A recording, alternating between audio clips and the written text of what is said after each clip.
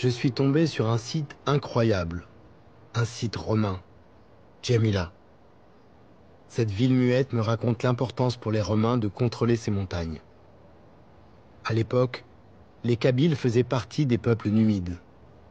Les Romains les appelaient des Barbarus, des barbares, terme qui a donné naissance aux Berbères. Cette somptueuse ville romaine remonte au règne de l'empereur Nerva, au tout début de notre ère. Une ville de montagne sur un éperon rocheux à 900 mètres d'altitude, entre deux oueds.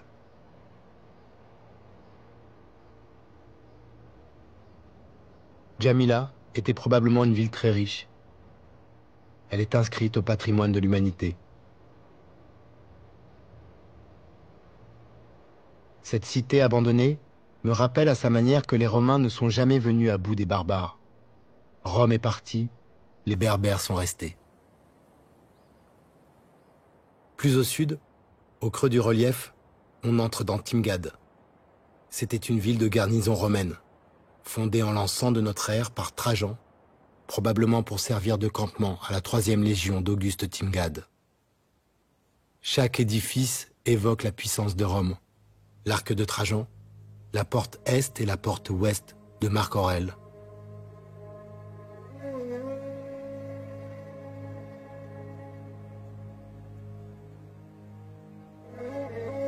Les rues ont été pavées de grandes dalles rectangulaires en calcaire et le sol des maisons couvert de somptueux décors de mosaïques. Timgad fut détruite à la fin du 5e siècle par les montagnards de Lorès et ses pierres démontées pour servir aux constructions de la région. Même détruit, ce site au cœur de l'Algérie reste unique au monde. Bien plus encore, Timgad est une leçon d'urbanisme à ciel ouvert. Timgad raconte l'incroyable savoir-faire qui a donné naissance aux villes modernes.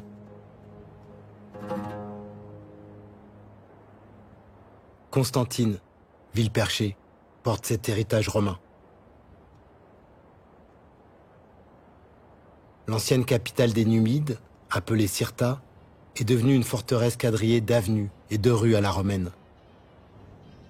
C'était en 313 de notre ère, sous l'empereur Constantin Ier.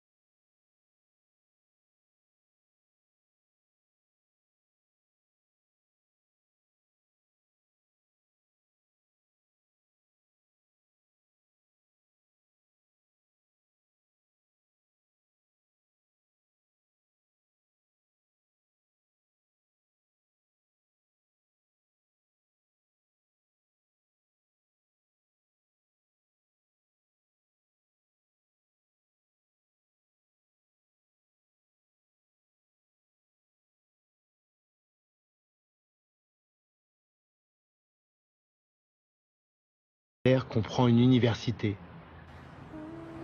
Elle a été longtemps la plus grande du pays. Et Constantine aujourd'hui est la 3e ville d'Algérie.